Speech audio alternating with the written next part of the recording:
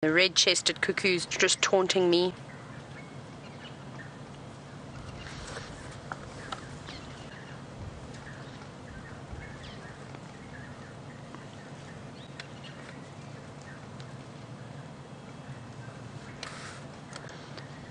Oh, are you biting your own paw now? I don't think that was part of the plan.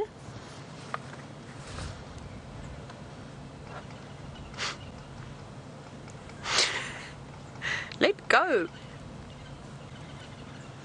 And this is what happens is as siblings play. It starts off very gently, and then one gets a little bit more rough, then the other one retaliates, and in the end there's always tears.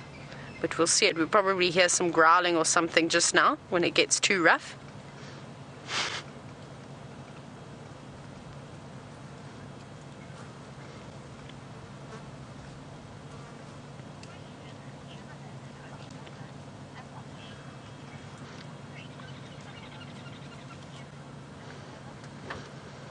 Now, looking at these little cubs now, you sort of think to yourself, how on earth could these little things honestly harm you? Now, Jimlin from Oklahoma wants to know, at what age will these cubs become dangerous to somebody on foot? Now, at the moment, I wouldn't want to touch one of those little cubs because they would probably scratch you to death. And those sharp little teeth, I'm sure it would bite, would be sore when they bit you, or if they were to bite you. I reckon when a lion gets to about 1.5 years, it could probably do some serious damage to you if it got angry enough, though they would probably run. But if they were cornered in, or if you tried to go and get it, well, good luck to you. The teeth will be nice and big, and it will probably weigh at least 60 or 70 kilograms.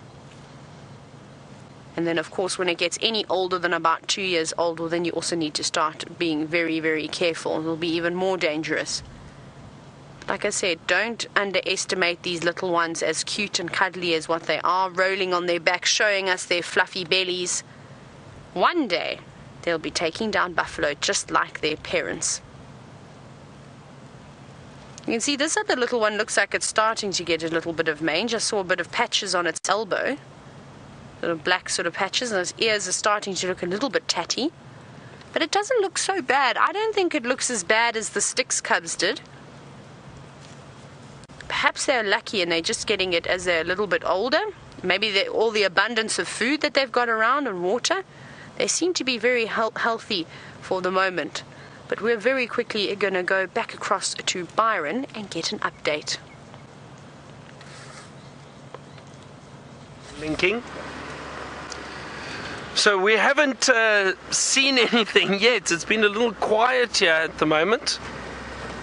We just saw some zebra move off into the thicket, but no sign of anything just yet. It's interesting, and that's the way it goes sometimes. You can drive around and look for animals and spend 2 hours and see very little, even impala. Almost see no impala. It can happen on a safari. It's good. I like it when that happens, because then you just enjoy being out here. And you enjoy the cool breeze, the sound of the birds around. And it's just soothing driving around here. Hang on a second. Oh, just want to reverse. A little steenbok, another little one, just ran off very quickly. Hold on. Oh, no, it's gone. I got it. Oh, there we go. Hang on, what about there? There we go. Looks like a little female steenbok. There she goes. Oh, difficult to see. So, as I was saying, then the nice thing is you never know what you're going to bump into either. So things will start happening around you, and that's the wonderful thing about being out here.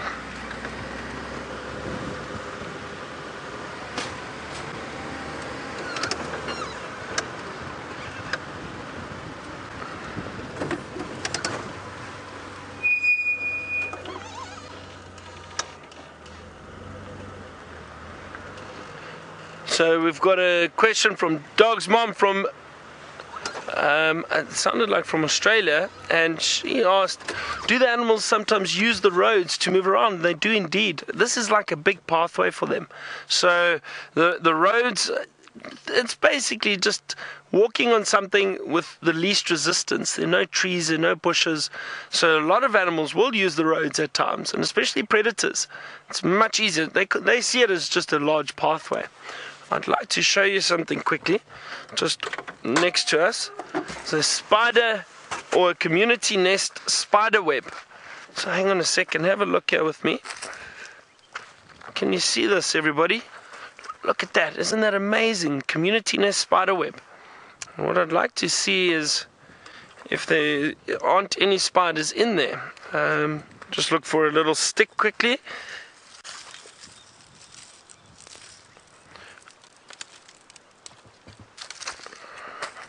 Let's have a look.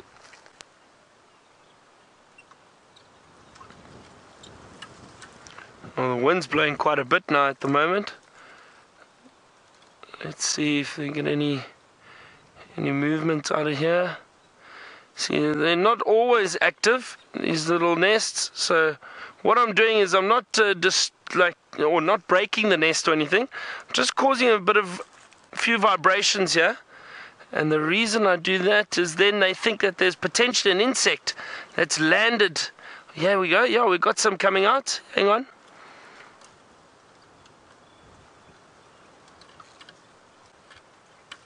Let's see if I can just see one or two moving around, but they think also because of the wind, they probably think that it's just the wind disturbing. Oh, wait, can you see there? You got one there. There we go. There we go. Look at that, everyone. There's two. There's another one coming. Watch that. Look at that. See, isn't that fascinating? Community nest spiders. They're not very big. And there they come. Look, on the tip of the stick. There's 3, 4, 5. They're all coming out now. They've all picked up on the movement and they want to check if there's any food. Unfortunately, nothing for them. Let's put them back. There we go. And then they scurry away again. Wasn't that fascinating? That's so interesting. Lovely to see them. And we saw it the other day. Some other animals will use that spider web. And one of the bird species, in fact, the sunbirds.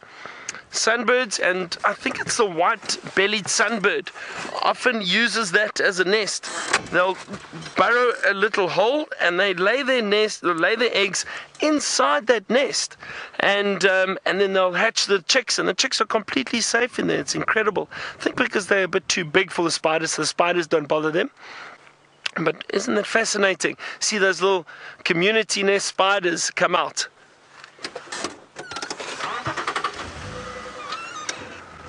Alright, so I think what we're going to do is we're going to head back towards Djuma. We haven't had too much luck out here on Cheetah Plains this afternoon. If we do see anything, we'll definitely let you know. But while I'm making my way through, let's head back to Taylor and the lions. These two are starting to get nice and rough now. Like I said, they've gone from biting each other just a little bit. Look at them go. Even a spider hunting wasp flying around. Come on, you can do it. Looks like he wants to put that other one in a neck hold. And all the fun's, oh, not yet. Still going back for more. Said, right, you've started something. I'm going to finish it. My goodness, it's so busy. Look at the tree climbing kahumas at the back as well. They look like they're having a little competition. They keep challenging each other as to who can go higher. No, I'm not getting an opportunity to climb up. It's all happening with these little ones. Look at it go. Look how high I can climb. That's very high. Now plop down onto your siblings. My goodness. Careful you don't get stuck up there. That's quite impressive. Now what, when you need to go back down? This will be the funny part.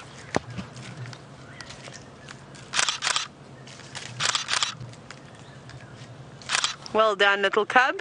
You made it, and you did that so gracefully as well. I was expecting a bit more of a plop, but you get 10 out of 10 for that dismount. I think that's actually the most graceful I've ever seen a lion go down a tree before. Normally they're very good at going up, and well, coming down is often a different story.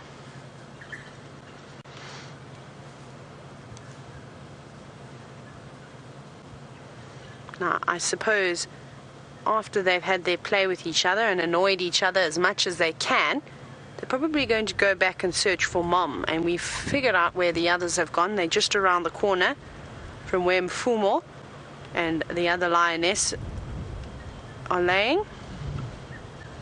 But they're flat, so we can't see them at the moment, but they did move earlier.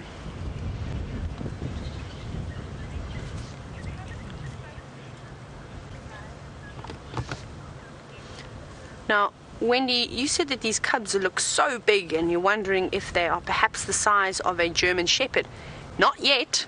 They will probably get to about that size when they get to about 1.5 years. At the moment, they are the size of a, let's see, a long-legged Jack Russell, something like that, or a Fox Terrier. They're around that side, but obviously just a lot more stockier. And that's, of course, the bigger cubs. The teddy bears are slightly smaller. They're probably about the size of a normal Jack Russell with shorter legs. Now that we've seen the Jacobin cuckoo as well, they're everywhere. And we can just get hundreds and hundreds of them typically on the camera again, which is not what we want. We want a variety of cuckoos. It hasn't been too bad. Hey, we had Byron who saw the African cuckoo. Then we got to see the Jacobin.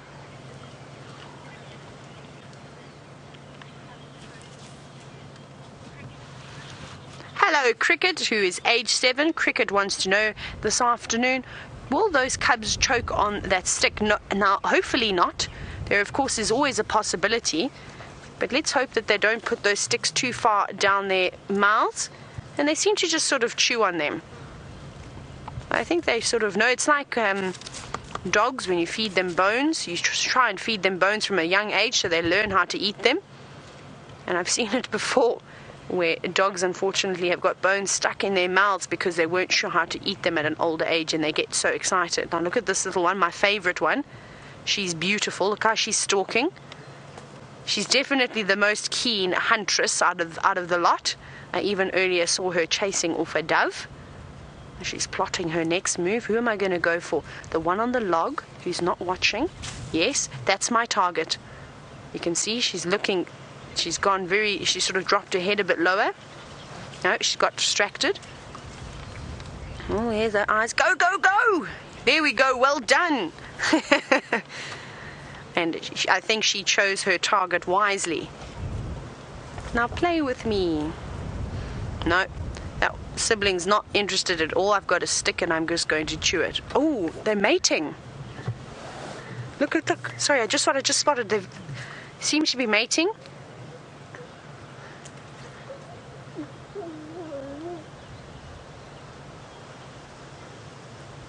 Now, I don't know if that was a successful mate because she hasn't sat down and rolled over, which is typically what we see sort of happening.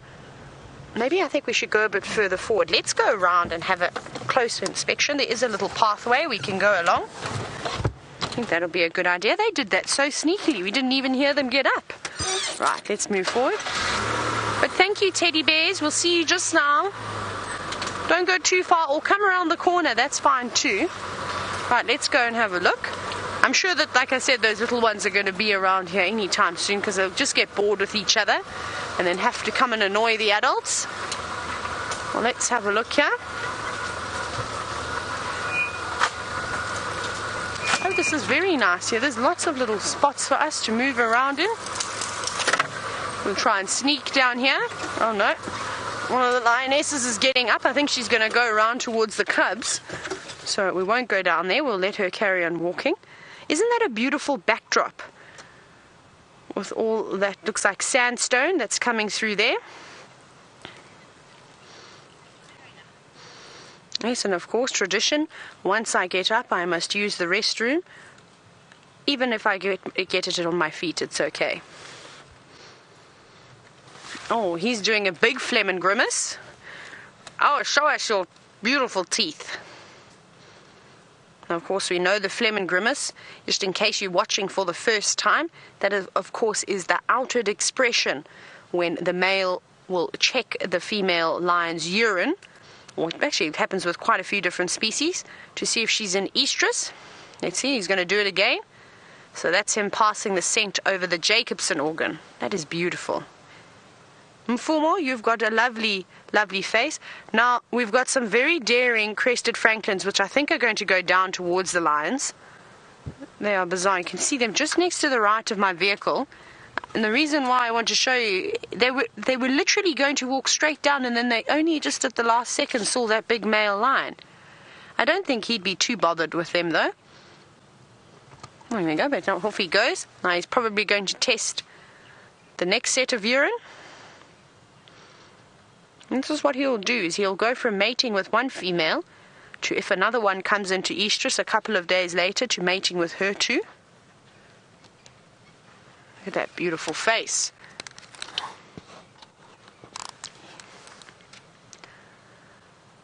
I definitely think he's the largest in body size, Mfumo. He looks much bigger than Tinyo. This is just my personal opinion, of course. I think he's very much muscled up, and he's filled into himself quite nicely. Perhaps he's a slightly older, maybe, than Tinyo. Here we go. He's going to give us a big smile again. But can you face this way, please? And smile towards us. No? That's okay.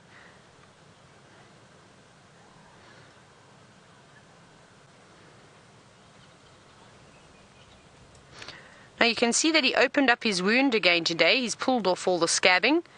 It's a little bit on the raw side, but still very impressive as to how quickly that is indeed healing.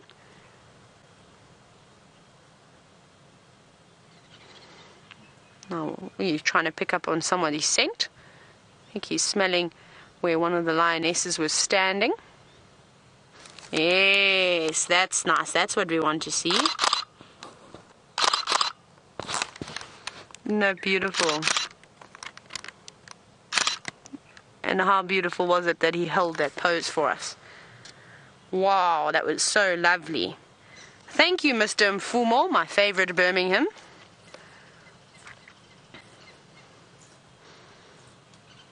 Also using the luxury bathroom, and they always scrape like that.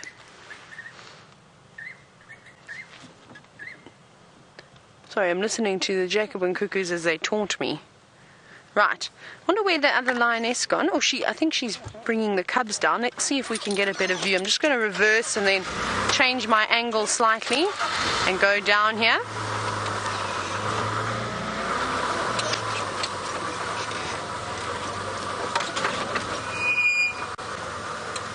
Oh, there they are.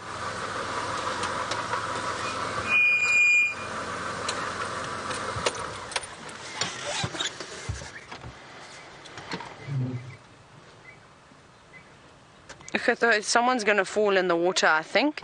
You can see it looks like one of the lionesses that we saw get up is she's trying to have a drink. And it seems as though now the cubs are taking advantage of this.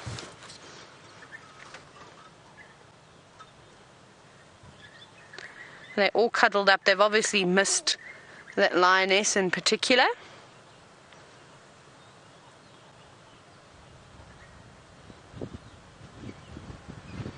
Here's my little favorite girl on a mission. Oh, sure.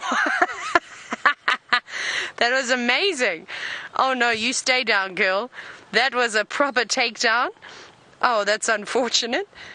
And you see now she's taking her frustrations out on somebody else.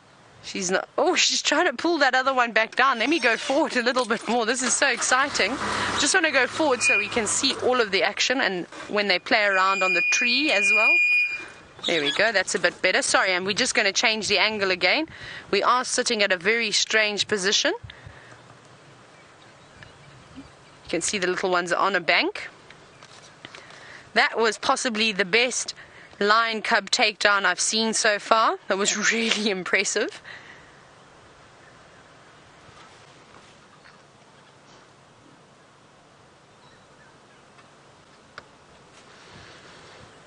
plotting their next move.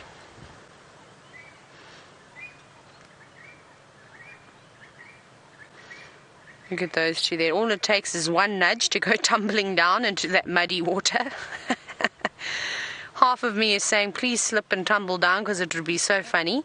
The other half is saying, your mom is probably not going to be very impressed if you get covered in mud.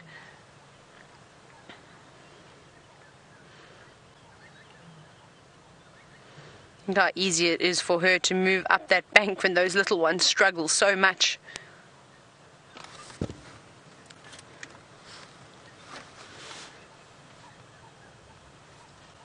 This is really lovely this afternoon, and once again the Nkuhumas never cease to fail.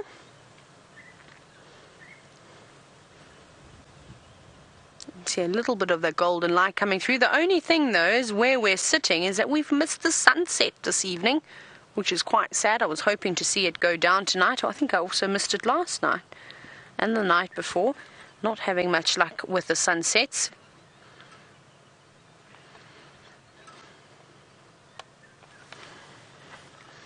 You can see that one little one on the left was focusing on the water. I wonder if there isn't maybe a crab or a terrapin or something splashing around there. No, now it's got distracted again and found something else to focus on.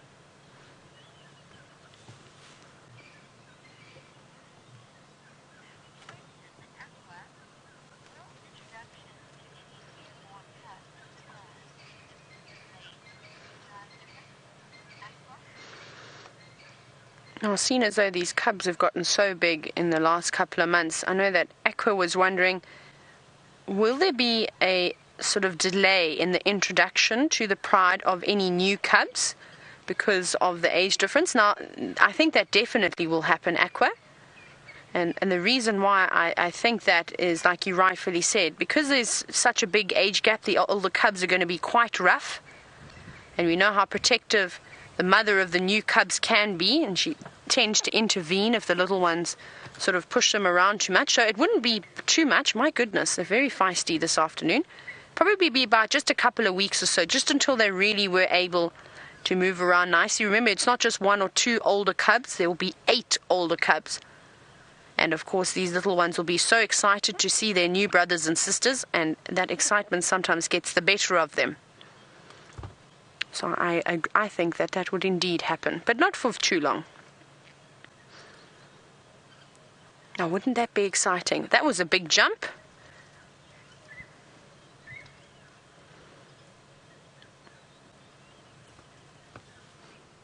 Hello, Franklins. So Franklins is still around. That must be the fearless bird I've ever come across in my entire life. Right, speaking about birds, apparently Byron has got a ground hornbill.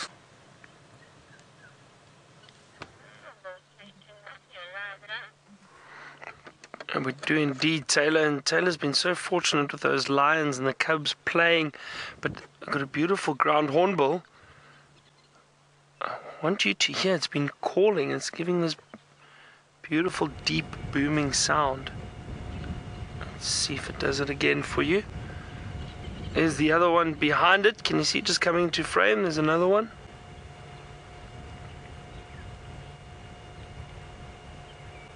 Very strange looking birds, the ground hornbill. Very endangered, so it's wonderful to see them. They've stopped calling now, but we may be lucky and they may call again.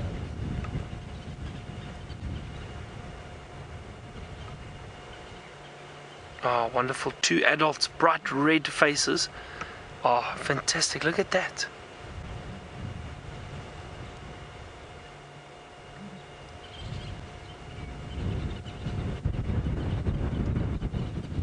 You see they walk together in what is known as a phalanx, and it's a phalanx of ground hornbill. They walk together, and that's when they spread out in a line and they walk around looking for food. So anything from insects to reptiles. There comes the other one. And they'll use those very powerful beaks to pick at whatever they find and then eat it.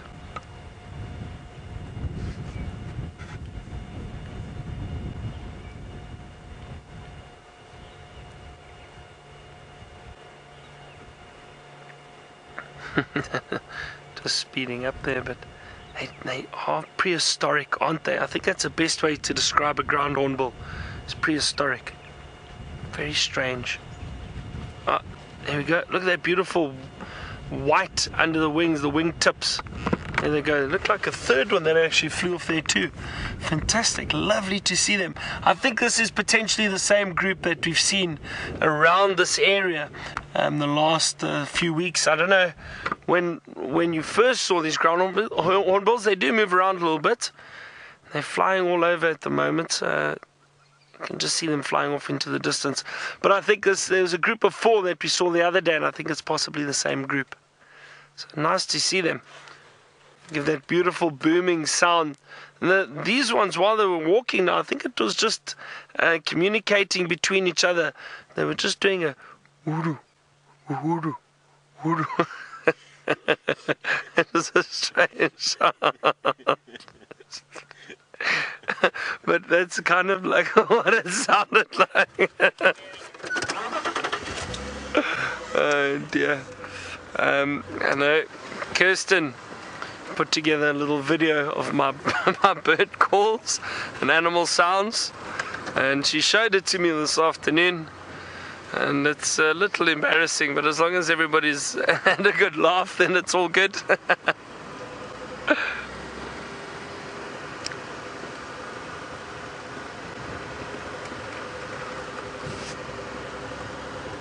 Let's see what else we can find along here.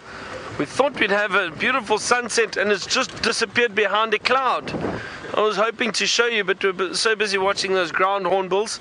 The sun's disappeared, but we've got a silver lining. Have a look at that. There we go. Every cloud has a silver lining.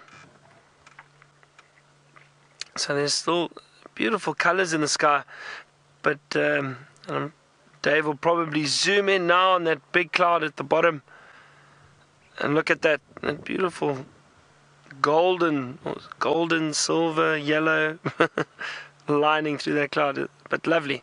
Nice to have a few clouds around for the sunset. It's very, very beautiful. Lovely Sunday sunset. It's a wonderful cool breeze at the moment, and it really makes it so pleasant to be out here, because it has been so hot during the day.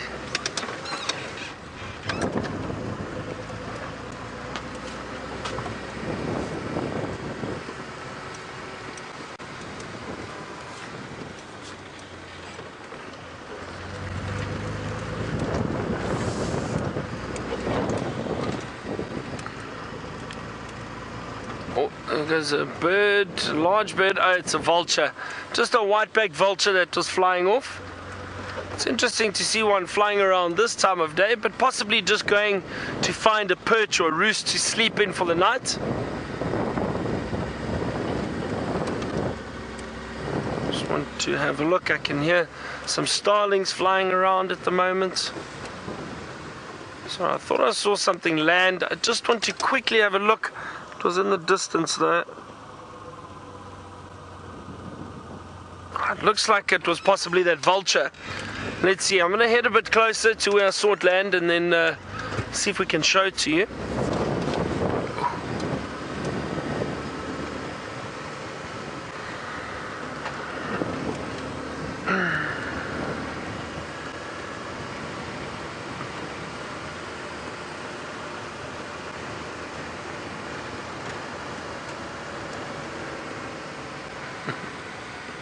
And thank you to all the viewers that said they enjoyed the bird calls. Makes me feel a bit better. There we go, there's a vulture up in the tree, everyone. Just off to the right, out in the open. Probably going to sleep there for the night, and that is the white-backed vulture.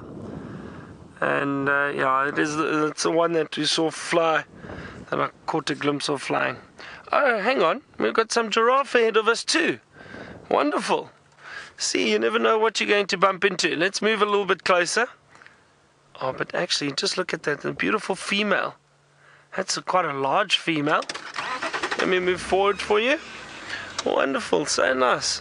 And there's a male behind her, it looks like it.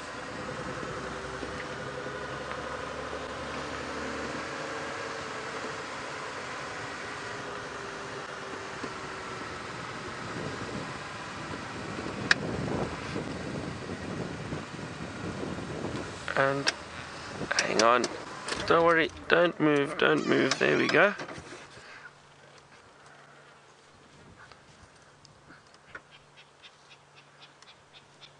A male and a female. It's a younger male though, it is still a very young male.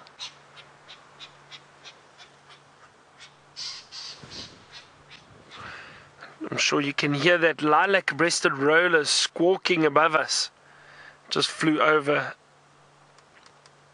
Wonderful to see. And you can see now, I've spoken about the male giraffe before, but now we can see clearly, you see those horns or those ossicles on the top of the female's heads. Now, see how thin they are, and you can see those tufts of hair, that little black bit of hair actually grows right over the entire horn or the ossicle and covers it completely. In the males, they eventually go bald on top. Their horns are much thicker, and the top section of the horn is actually bald. You'll see with this male, you can see there's a little bit of just the tufts kind of opening up there, but have a look, you see, completely bald on top. You can see it clearly. And those horns are much thicker, so it's easy to tell male and female apart from a distance if you just see their heads. And it's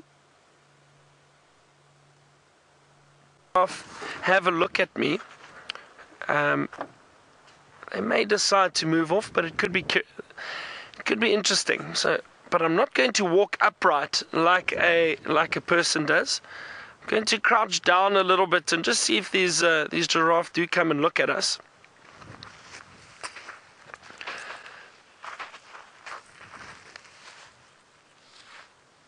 So you can see that female's seen me now. The male's still moved off, but let's see what this female does.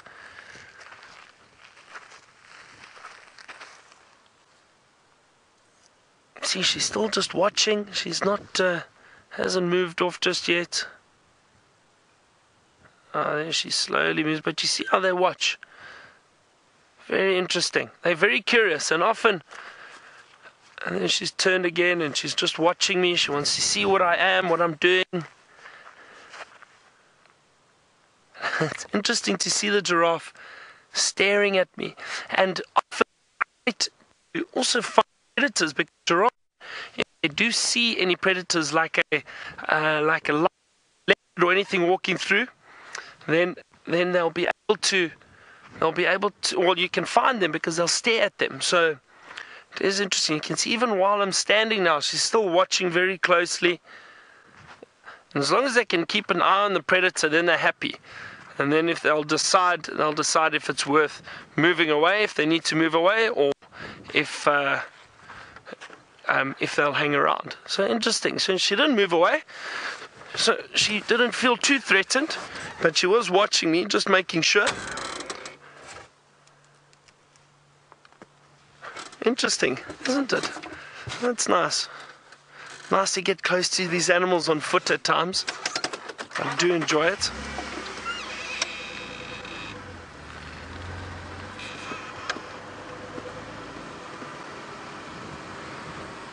So Lisa's asked, do the female giraffe ever fight using their necks like the males do? The males do that very serious fighting called necking, where they stand head to tail and they swing their necks around and they hit each other very hard with their necks and with those horns in their heads. Lisa, I've never seen females fighting, but just trying to think now. No, sure, I can't think of an occasion I've ever seen the females fighting. I'm sure they would, if they're defending themselves and that, or if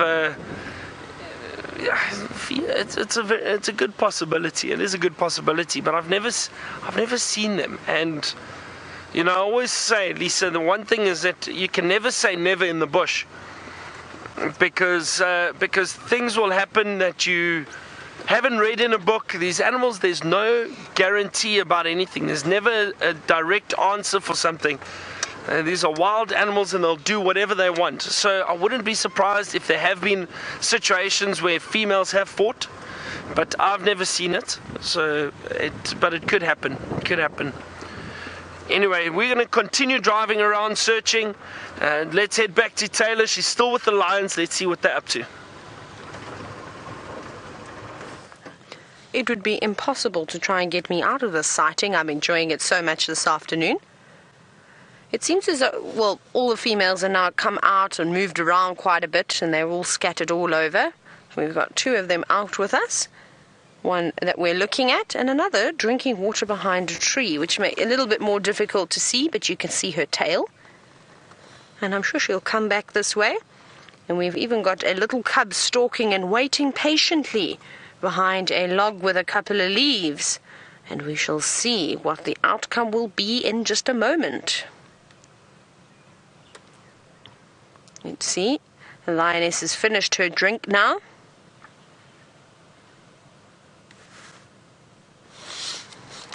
That's actually really pretty.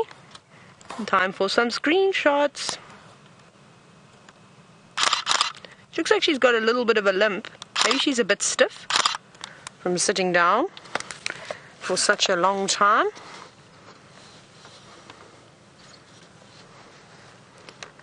And it's quite nice to see that the cubs are sort of left to do their own thing now. They don't always harass the females anymore, and I'm sure that they're deserving the break.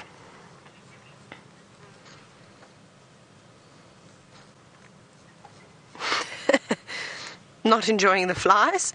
Had a snap at one. Oh, big sigh as she laid down. And our little cub hasn't made its next move yet. Perhaps it's actually not going to. Maybe it's just enjoying the log.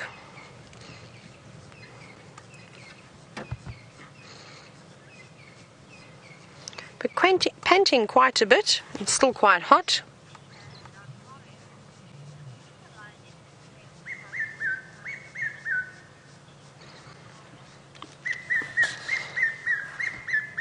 Tina, I'm going to get your question now. This cuckoo is here. VM, you heard it, right? Yes. Where is it? Cuckoo, cuckoo, come out wherever you are. Drats, I think that these lions are in my way in order to try and get a view of this cuckoo. I think it's not on this knobthorn in front of us, but the one on the other side of the dam. But perhaps it's going to come closer.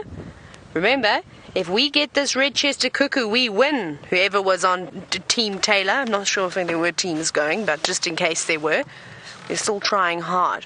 Sorry, Tina, just to get back to your question. Very typical of me, I get distracted oh so easily. Now, you were wondering, do any of the lionesses stay behind when the pride goes out to hunt? Now, unfortunately they don't. They actually leave their cubs behind and on their own, where they will stash them away in a drainage line, perhaps under a fallen tree somewhere where it's nice and safe. And the adults will go out and hunt, and once they've successfully made a kill, one of the lionesses will often go back and fetch all the cubs and then lead them back to the kill site. And you can see that it has been a tough day for this lion, apparently, that it just sort of slithered down the tree. It's just been an absolutely wonderful afternoon. There's quite a few clouds sort of starting to come over. Nothing looking too threatening just yet, but it's definitely getting cooler. You can see, and there's a bit of a haze. Now we need big cumulonimbus clouds, thank you. That's what we're hoping for. And I'm still keeping an eye out for this cuckoo. It's here. It's gone quiet now though, but it'll have to emerge. Oh my goodness, that was a serious patience game that little cub was playing, the one that was hiding behind the log. Apparently it was waiting for the perfect moment, and it caught us, VM. Little one trying to sneak in for a suckle. Mum's saying no, you have to have a bath first.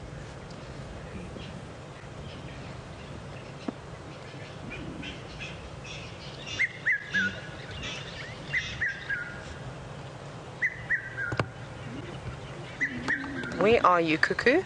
Where are you?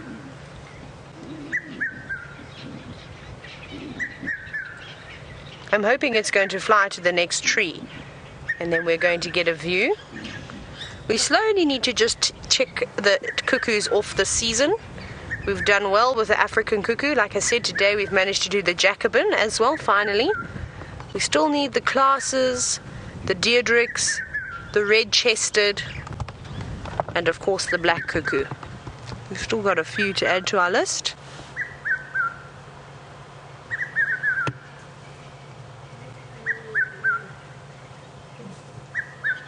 Here comes another lioness.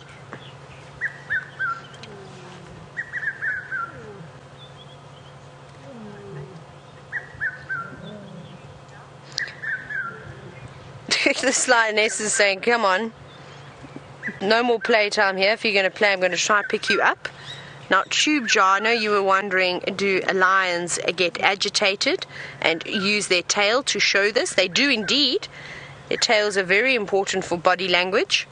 Often when they start to swing it from side to side, that's when they start to get agitated, of course, with a combination of putting their ears flat back against their head. These two are getting a little bit rough now. My favorite little girl. Now, you might be biting off a bit more than you can chew taking on one of the older cubs.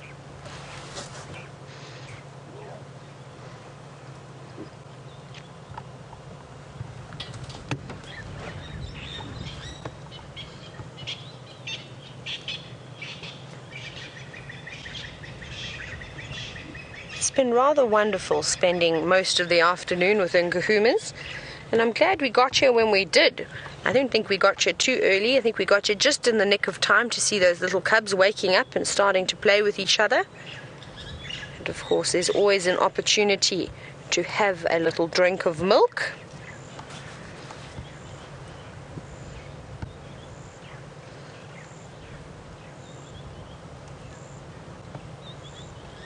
The little one trying to knead its mother.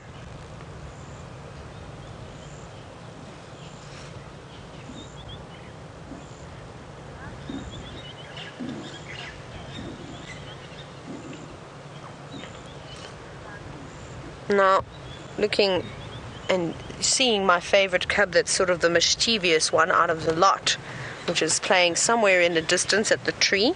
I know Michael was wondering if her ear is going to stay floppy or if it's just because of the mange. I think it's just because of the mange. I think it would actually be quite nice if her ear stayed floppy. It would make her very easy to identify, and I don't think it would affect her too badly. There's a lioness by the name of Mandlev down in the south, part of the Southern Pride, and her ear is indeed floppy too, and no one's really certain as to what caused that. But wouldn't that be a nice little identifying feature? Like I said, I don't think it would be that badly sort of disadvantaged in life. They've got wonderful senses, and of course you've got one good ear and it will still be able to work.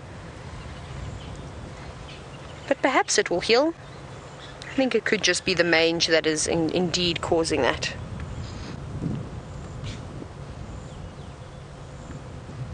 You can even really see the wind coming through the drainage now.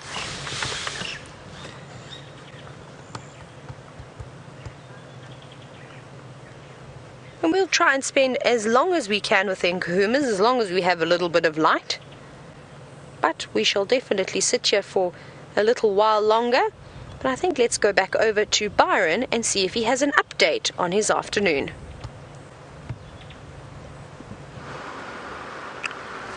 I unfortunately don't have any updates yet, Taylor, but I'm so glad that those lions have been very active while you've been there. Hang on, I thought I saw something.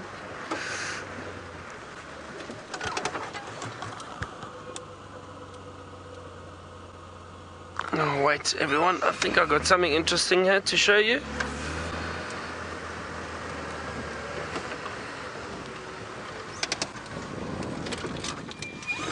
Let's just have a look.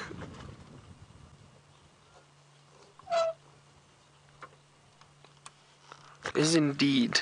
So if we look in the middle of the dam there, Dave, that white foam over there, can you all see that? So that's made from something very interesting, and that's made from the foam nest frog, and that's really great to see. So usually what happens, and I wonder if this hasn't fallen out of the tree. So what happens is the females and the males call to one another, and that's how they find each other. And the female will go and climb up a tree and find a branch that is hanging over the water, and it can be 1 meter or 2 meters above the water, or it can be right at the top of that tall tree on the opposite bank over there. So right up at the top. And while she's sitting and calling, she'll then attract a male, but not just one male, a number of males. And they then go up to that female and they try to fertilize the eggs. So as the female lays the eggs, the males jostle for position and then they try and fertilize the eggs. And while they're doing this, all that movement around causes that liquid to start foaming up. And that gets this beautiful white foam, which then forms around the branch. It solidifies slightly on the outside, so it forms a little bit of a crust. And what happens is all those eggs are then inside that nest. The adults then leave, the males go one way and the females go the other way, and it takes roughly about a week, so about 7 to 10 days, for those little eggs to hatch inside that foam nest. And it's said that the foam nest is actually very distasteful, so it protects them from predators raiding the nest and raiding the eggs. So what happens is then after 7 to 10 days, those little eggs hatch and those tadpoles wriggle down and they drop right down into the water below. That's why the females make sure that those nests are always above the water. Those tadpoles then drop down, they're in the water, and eventually they will then change into adult frogs and live close to the waterholes too. So those are the foam nest frogs. Very interesting. I'm glad we got to see that. I've only seen one other nest so far in the last week. It's because of all that rain we've had. Now we've got all these mud wallows filling up a little bit, so we get to see interesting things like this. Really nice.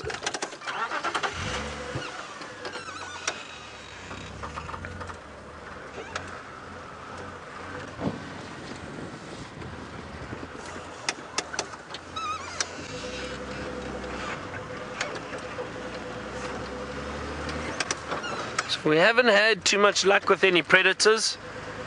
And I also think one of the reasons why we haven't seen too many leopards on Vuyatela or on Djuma the last few days or week or so is probably because of all the lion activity.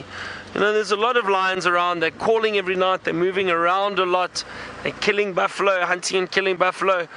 Leopards don't like that much competition. They don't like the big predators around. So possibly one of the reasons why we haven't seen too many leopards on Djuma, but they've been around. They've been on the outskirts, neighboring properties, Torchwood and Cheetah Plains yesterday.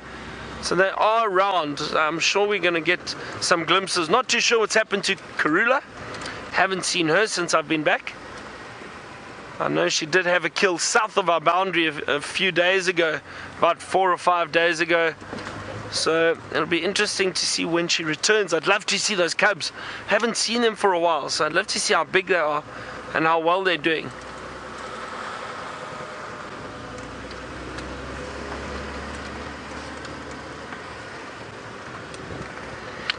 Alright, we're going to carry on searching for little nocturnal animals.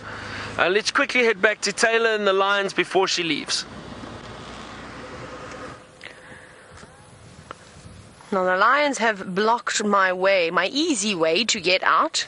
So unfortunately we're going to have to say goodbye to these beautiful lions in a moment, but we shall sit here for a couple more minutes.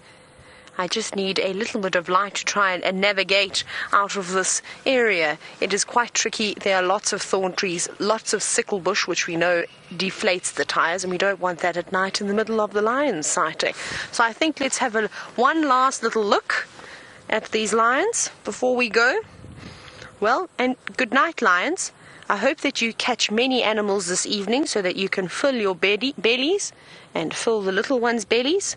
And good luck to all the buffalo and the rest of the animals out there this evening. I wish you the best, and I wish that you could evade the nkuhumas. So good luck to everybody, but we need to carry on moving. But they've been wonderful this afternoon, as always, haven't they? And we're going to sneak under this big tree. So it's going to be interesting. Let's see how we do. Oh, I'm very close as well. Right. I'm very close to another tree, so I think I'm going to need to go back across to Byron as I try and maneuver.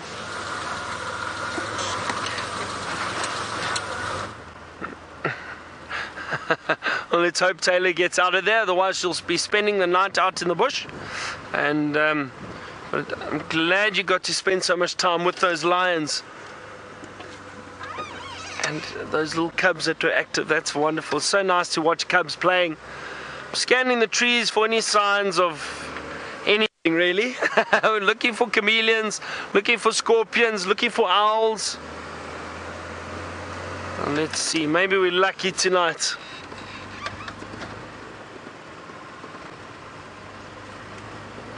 Maybe the cooler temperature could bring out some of those little animals.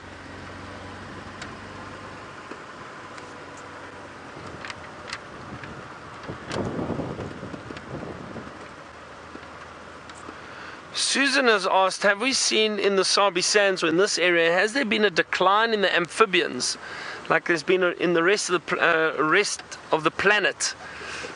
Susan, to be honest, I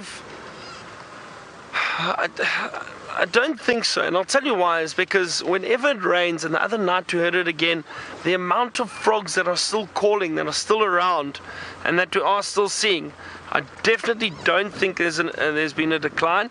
But also, then again, I haven't been doing studies on the amphibians. Perhaps professors or students that are studying movements and numbers of amphibians, they might have better ideas. But every time we drive past water holes, we tend to either see frogs, see signs of the frogs, or sorry, I just thought I saw something move through there.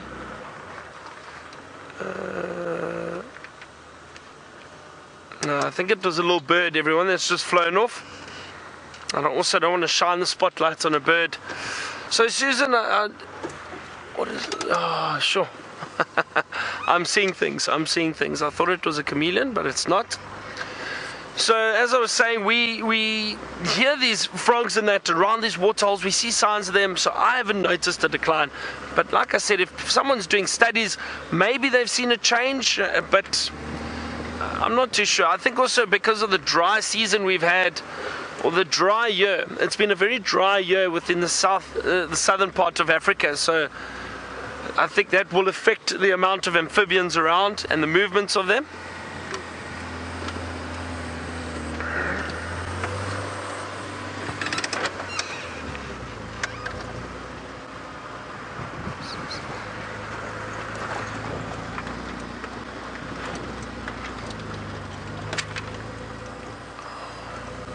Okay, let's have a good look here quickly. Come on, scorpions.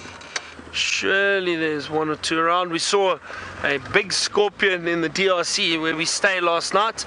It was running around our feet. James jumped onto the table. He was very, very scared. You can ask him about it in the morning.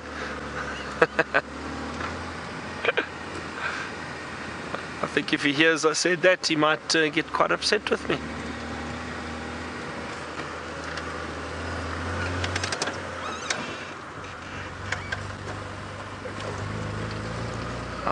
As I was saying, you know, with all these other animals that we're looking for, I think we need a lot more rain. It's still very, very dry, and that definitely affects the movement of these amphibians and reptiles,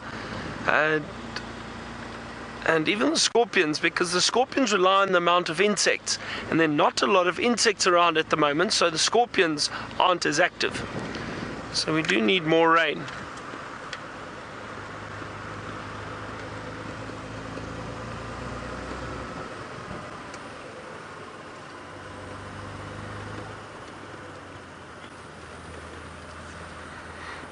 And I know some of you would love to see a snake, and so would I. I love snakes, I really do. I'm fascinated by them, and I do really, really enjoy seeing them.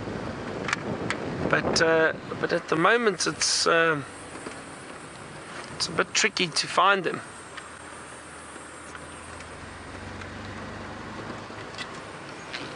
I told you the other day that I used to work with a tracker named Judas. And Judas and I are still very, very good friends. He's been a tracker for almost 30 years. And he's got so much experience. And the amount of stuff he would find at night with the spotlight was just incredible. he'd find, I'm not joking, but he would find these little chameleons about that size. He'd find these baby chameleons at night on the trees. And I was fascinated. I really couldn't believe that he could find these things while we were driving. The guests used to love it, obviously. And snakes, and occasionally we'd have to be careful because the guests that we had didn't like the snakes. So he'd see them and he'd shine with the spotlight. He'd just do like a little movement like this and he'd shake, and then I knew he'd saw something. But if it was a snake, I'd say, Babongoman, Jäger, which is basically leave it. So then he knew, okay, the guests don't want to see snakes, but rather keep going.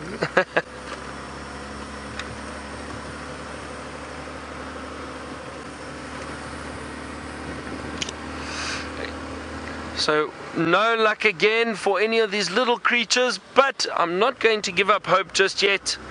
I think within the next week or two, we're definitely going to start seeing a few more of these little creatures sticking their heads out. Thank you, everyone. I hope you've enjoyed today with us. It's been great. It's been a lovely afternoon. And thank you, Dave, on camera with me this afternoon. And good night, and we'll see you all tomorrow morning. I'll leave you with Taylor to say goodbye. We have located the imposter, the Henry imposter of call, who tried to fool us all. Because you are no match for us, Mr. Hippopotamus. And isn't it beautiful as he's come out the water now to do some feeding? Now, when he's out of the water, I can clearly see that he's not Henry, because he's nowhere near the size of Henry the hippopotamus. This seems to be like a much younger bull that's happened to stumble across Henry's home. Isn't that lovely how he's just out in the open with those massive mouth grazing as much of the grass that has come through. Now, this is the first time I've actually seen a hippo grazing on this little open plain. Normally, we see them quite a distance away from the water or sort of in other spots looking for something to eat. And that's why the grass in the open areas tends to be the grass that disappears first, and not sort of vice versa. You'd think that maybe around the areas that are not so favorable would have been eaten first, but of course that's not the case. Look at that beautiful sky. Isn't that lovely? Now, it's just been absolutely terrific to spend the entire afternoon with you. But just before I say goodbye, I want to get one last look at this hippopotamus. So I'm going to reverse very quickly, just to catch up with him, because I think he might be walking towards us on the road. So we'll catch him just in the final moments of the show, and that's what I love. Oh, I've lost my earpiece. I'm about to drive into the damn can. Kirsty, if you're trying to talk to me, I can't hear you. The wind blew my earpiece out. There he is, coming out into the open for us.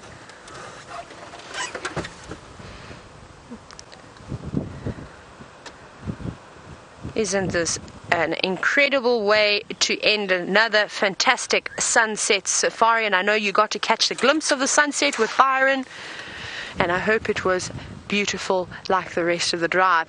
I have to say a special thank you this evening though to the Nkahumas, and especially the Cubs, who are always on form. But I hope you enjoyed another show with us, and we look forward to seeing you again bright and early tomorrow morning. So thank you, Kirsty and Louise in Final Control, and from myself and VM, have a lovely evening. We'll catch you in the morning.